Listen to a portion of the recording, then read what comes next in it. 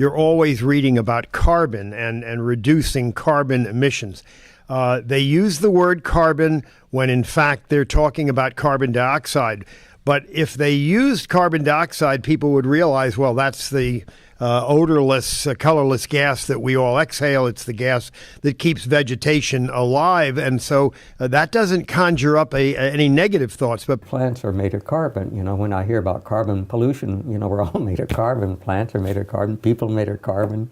You know, your hamburger's made of carbon. But the best way to take on climate change is by getting back into the International Climate Change Agreement, which I will do on day one, and it is introducing sweeping legislation to put a price on carbon. And it is introducing sweeping legislation to put a price on carbon. To put a price on carbon.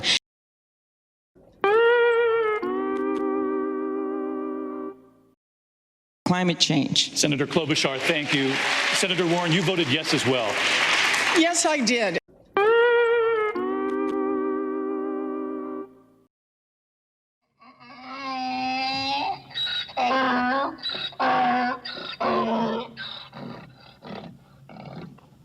My job is rather easy tonight because I want to talk about this gas, this satanic gas, we will call it, you know, this satanic gas called CO2, carbon dioxide.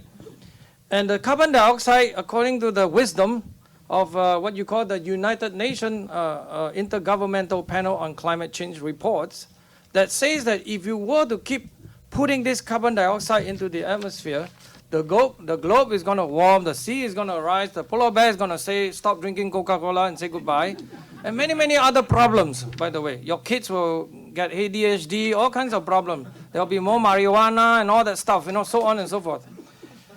I'm here trying to tell you that this CO2 is not that powerful in that sense. The only thing it does to the system is actually make the planet greener. So I apologize if this really bothers anyone. But I do tell them that, you know, climate obviously is important. It does change. There's very little evidence that humans are making much impact.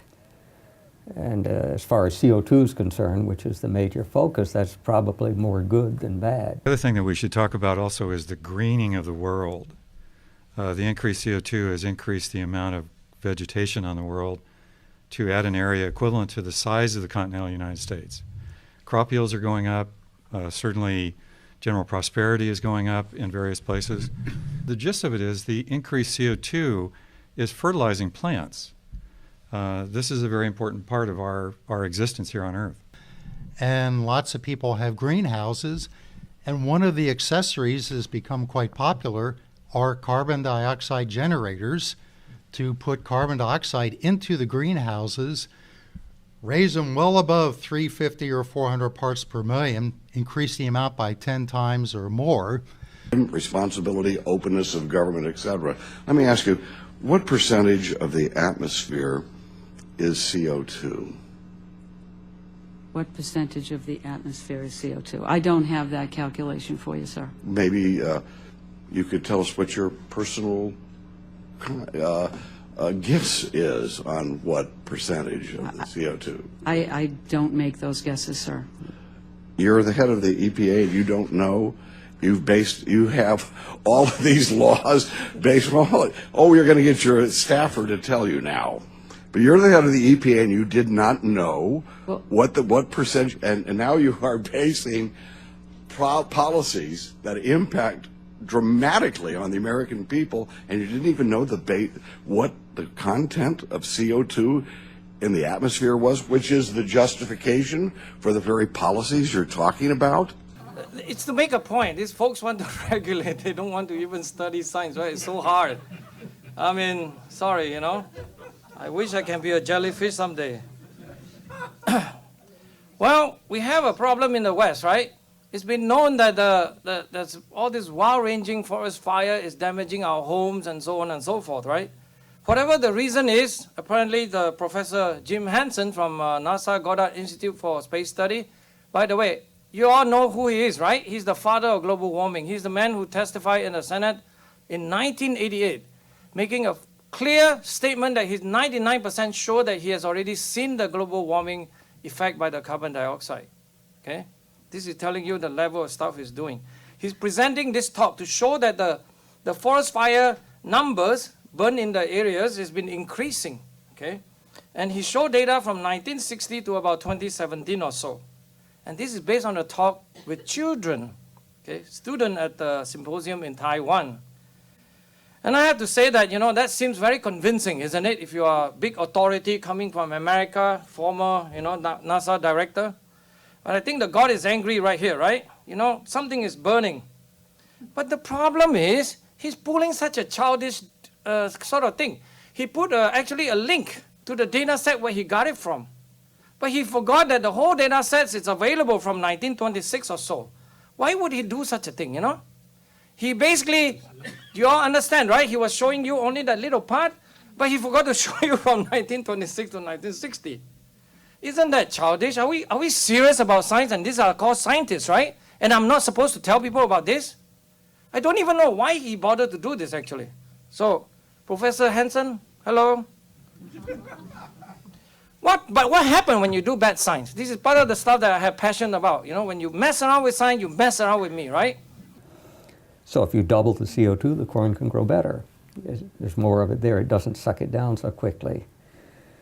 So that's number one, is it's an essential plant food. And the other thing is it gives drought resistance to plants. Because a plant has this problem that when it gets CO2, it doesn't suck it up from the roots. It has to open up little holes in its leaf, and so CO2 molecule bounces around and other air molecules gets into the hole. For every CO2 that goes into this hole, 100 water molecules may diffuse out from the interior of the plant.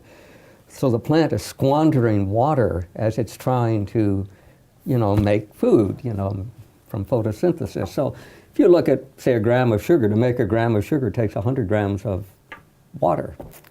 So there's huge amounts of water used in photosynthesis now, more than should be, because we're essentially in a CO2 famine. If you look at we're in a CO2 famine. Famine. We have too little CO2. So it had 400 parts per million. 400 is still too small. Yeah.